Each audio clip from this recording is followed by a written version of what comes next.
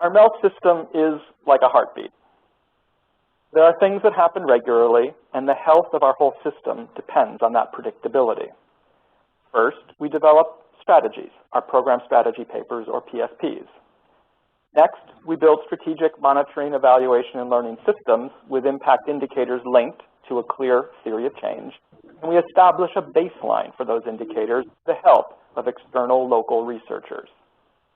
Then, we develop our program implementation plans, which identify more tangible, measurable outcomes that we hope to achieve in 3 years' time. They also contain budget estimates for achieving those 3-year outcomes. Using the PIP as a foundation, all programs get fleshed out with some form of annual planning, which may well be done differently from program to program.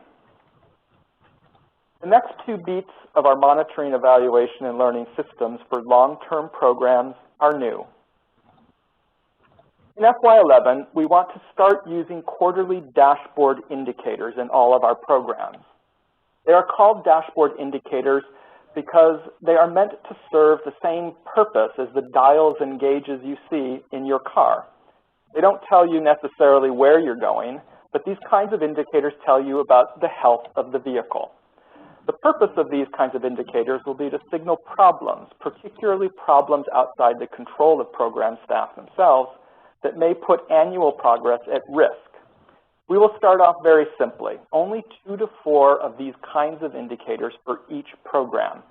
These indicators will highlight obstacles and challenges, as I said, and permit regional and global staff to quickly problem solve to ensure progress in an annual basis. The dashboard is meant as right now as a purely internal tool. Partners do not need to be involved, although they are certainly welcome if such participation makes sense in local context. A second new beat to the heartbeat in FY11 will be the annual impact reflection, or AIR. Certainly all programs right now, or most programs, produce some kind of annual report of activities.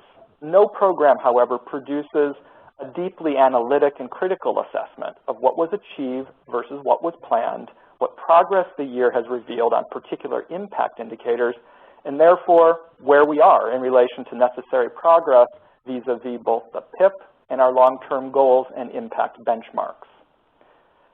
The AIR represents the end of one formal cycle of learning, a fiscal year, and the results of the AIR will feed into new plans for year 2.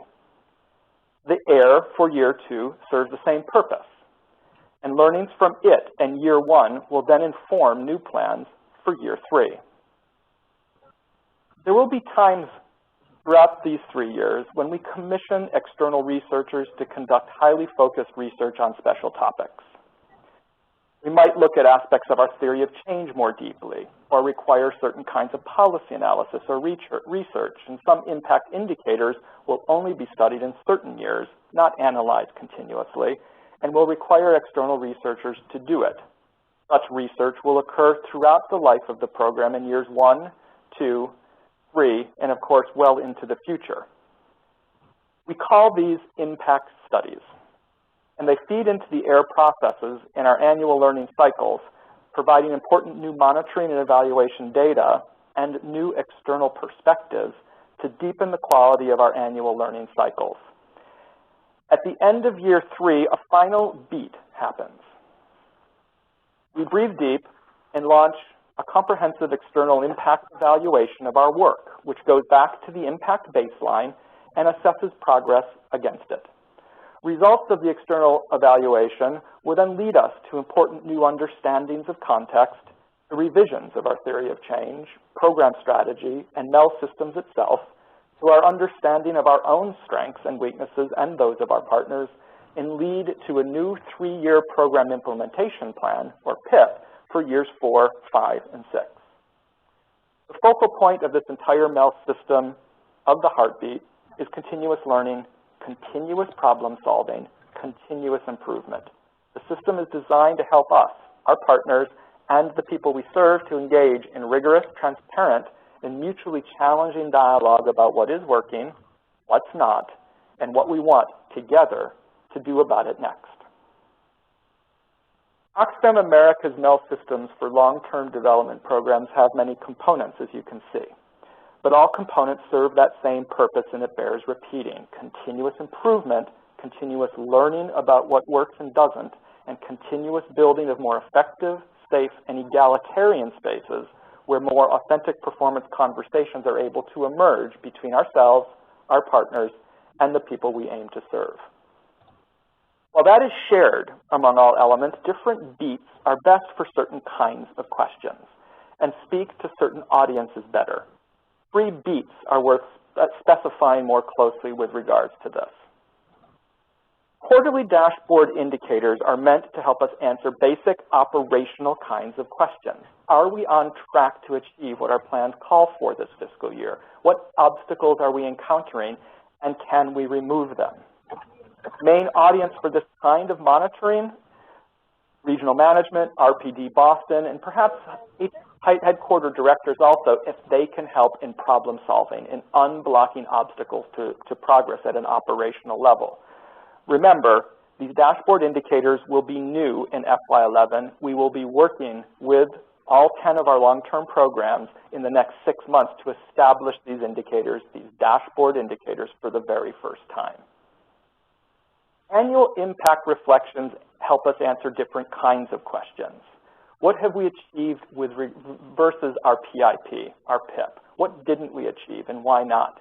What new opportunities have arisen, and should we be taking advantage of them, giving competing priorities? How can we improve our theory of change? What do we have to focus next year's work plan on?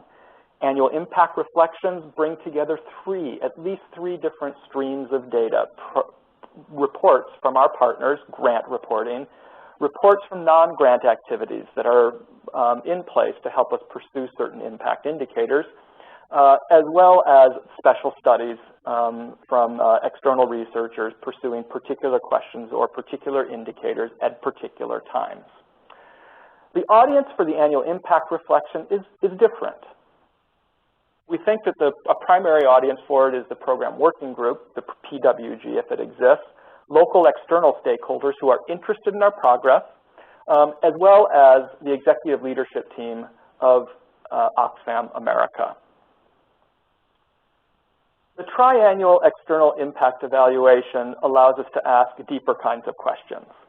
What have we achieved versus our impact baseline? At the 3-year mark, we should be able to start answering questions not just about outcomes or outputs, but actually about impact, about whether the system of indicators is changing in the way that we predict or hope that it does, given our theory of change and given our impact benchmarks and our goal.